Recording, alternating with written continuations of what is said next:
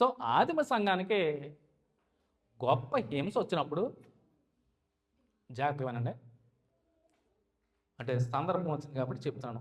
ఆదిమ సంఘంలో అంటే 3000 మందితో ప్రారంభించినటువంటి సంఘము దినదినము అభివృద్ధి చెంది అంతకంతకు క్రీస్తుని నమ్మి విశ్వసించి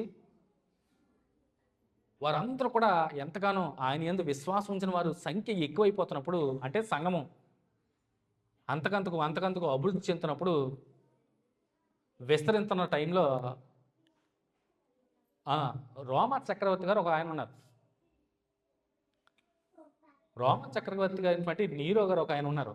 ఆయన ఏం చేశాడంటే, వీళ్ళు ఏమీ చేయలేకపోతున్నాము అనేసి, ఇది చరిత్ర అండి, రోమన్ ఎంపైర్ ఉన్నాడు, చరిత్ర పుస్తకాల్లో కూడా ఉన్నాడు. నీరో చక్రవర్తి గారు రోమా పట్టణాన్ని తగలబెట్టాడు. ఆయన రోమా పట్టణాన్ని మొత్తం తగలబెట్టేశాడు. తగలబెట్టేసి ఆ నింద క్రైస్తవుల మీద మోపేశాడు.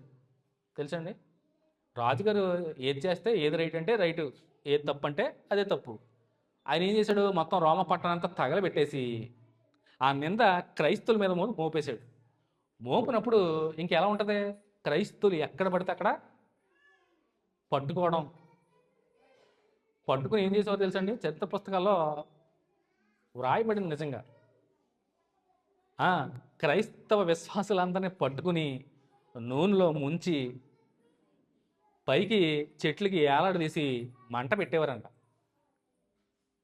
నిజంగానండి, ఈ పుస్తకాల్లో ఉన్న చరిత్ర పుస్తకాల్లో చక్రవర్తి గారు చేసినటువంటి ఘోరమైనటువంటి కార్యాలు, క్రైస్తవుల్ని హింస పెడుతున్నప్పుడు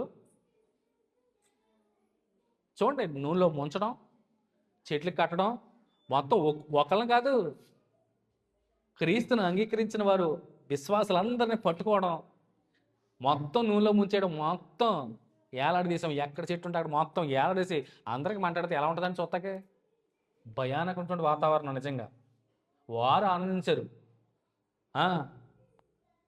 ఆ కాలిపోతున్న మంటల్లో వెలవెల్లాడుతున్న వారు, ఎంత భయానకమైన వాతావరణం అండి.